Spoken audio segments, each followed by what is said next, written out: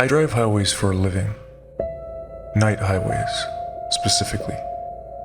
Long stretches of asphalt where the radio fades into static and the world narrows down to whatever my headlights can reach. I like them because nothing changes out there. No surprises, no people. Just the road unspooling in front of me. At least, that's what I believed until last October.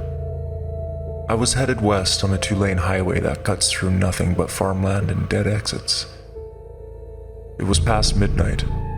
No moon, no traffic. The kind of dark that feels thick, like it could clog your lungs if you breathe it in too hard. I remember glancing at the clock and thinking I should have seen someone by now. A truck, a pair of headlights, anything.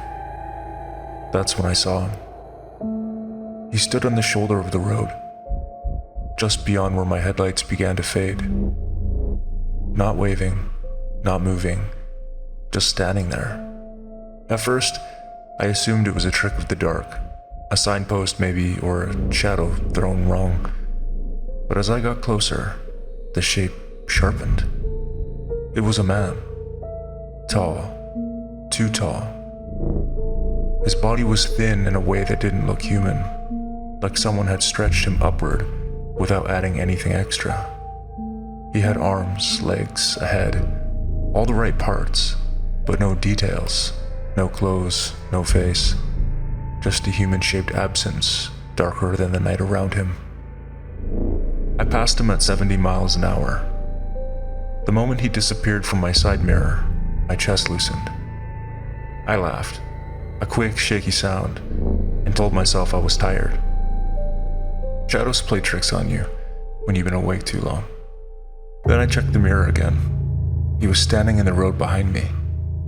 Not running, not chasing, just standing there, dead center, between the faded yellow lines, and he was closer than he should have been.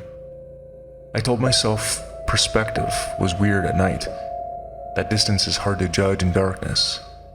I kept driving. 5 minutes passed, then 10. The road stayed empty, the radio crackled. My headlights cut the same tunnel through the dark. I checked the mirror again. He was closer. Close enough now that I could tell his head was slightly tilted to one side, like he was curious, like he was studying the shape of my car as it pulled away from him. My hands tightened on the wheel. I sped up. Another 5 minutes. Another glance. Closer. He hadn't moved his legs, hadn't changed posture. He was simply nearer, as if the space between us was shrinking on its own. I rolled down my window and screamed into the night, not words, just noise, then laughed again. Too loud, too fast. There was no way this was real. No way something like that could exist. When I looked again, he was no longer in the mirror. Relief flooded me so hard my vision blurred. Then the headlights hit him. He stood directly ahead of my car. I slammed the brakes and swerved, heart punching against my ribs. The car fishtailed, tires screaming, before I regained control. The road ahead was empty. No impact.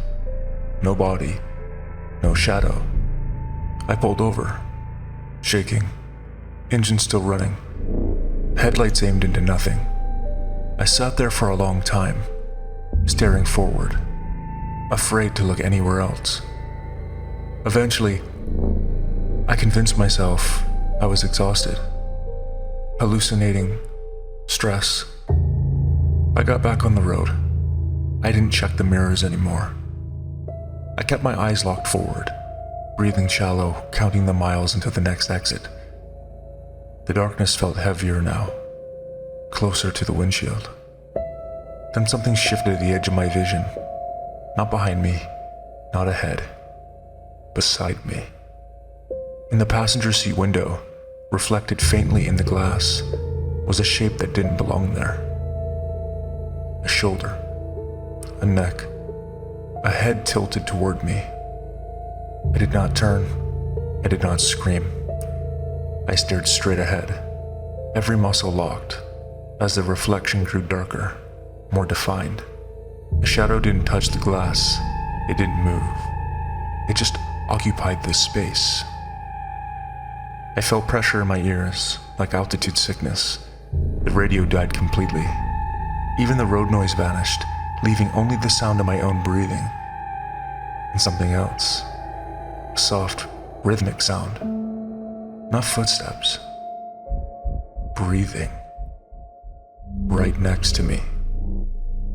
I whispered, "Please," without knowing who I was talking to. The shadow leaned closer. I felt it then. Not touch, not heat, but the sense of something learning the shape of my face, memorizing it. The headlights flickered. For half a second, the road ahead vanished. When the light returned, I was alone.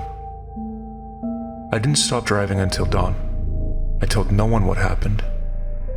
I quit night routes. I sold the car. And I moved. For a while, that was enough. But sometimes, when I drive after dark, I notice something strange. The space between my headlights feels shorter. And in the reflection of the windshield, when the cabin is just dark enough, I can see a shape in the glass, sitting patiently, waiting for the distance to close.